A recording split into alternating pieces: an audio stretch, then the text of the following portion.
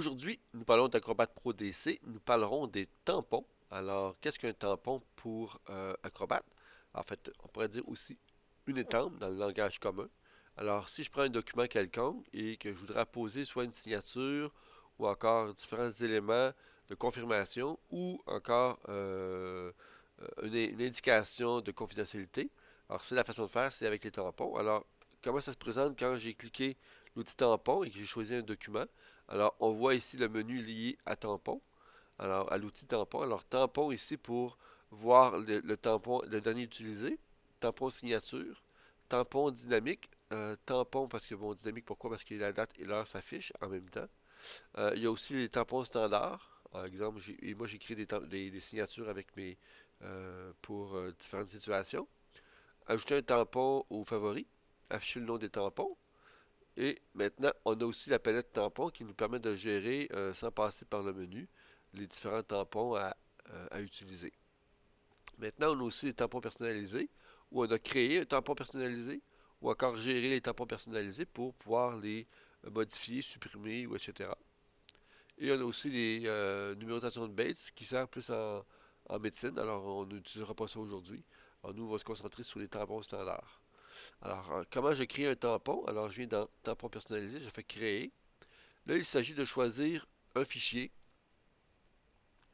Le fichier peut être de toutes sortes. Alors, si je prends comme ici, c'est un fichier PDF. Alors, mais on peut prendre un BMP, un GIF. Alors, toutes sortes de tampons possibles. Idéalement transparent comme format. Alors, le PDF ou le PNG, ou encore du PostScript, est très utile. Dans ce cas-ci, moi, je vais prendre le AI. Alors, ici, en fait, je vais prendre ici tout fichier, en fichier ou Acrobat PDF, comme c'est ici. Si je prends comme exemple les initiales PDF, alors je vais sélectionner, j'ai mes initiales ici, et je fais OK. Maintenant, je détermine dans quelle catégorie. Alors, je veux que ce soit dans dynamique, parce que je vais avoir des dates et des heures, en fait, alliées à ça. Et je vais l'appeler initial,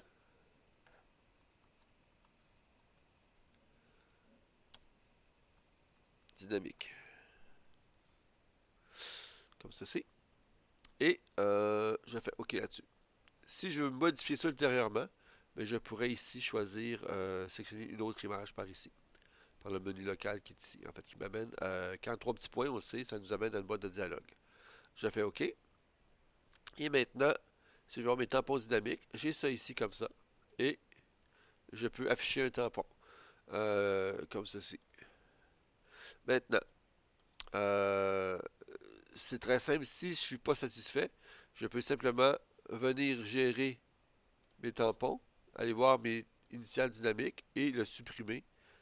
Parce que, exemple, je n'ai pas choisi un truc transparent, alors je ne veux pas avoir le côté blanc autour, mais la transparence. Alors, c'est à moi de créer. Alors, je peux prendre aussi maintenant des tampons revus. Alors, je peux prendre aussi un tampon révisé. Et la date va être adaptée à la journée du jour. Alors voilà, c'est un peu en fait, c'est un peu, pardon, ce qui se passe pour les tampons. Alors, c'est quelque chose qu'on peut personnaliser avec un logo de l'entreprise ou votre signature à vous. Quoique faites attention aux falsifications ou au vol d'identité. Alors, il faut que ce soit restreint.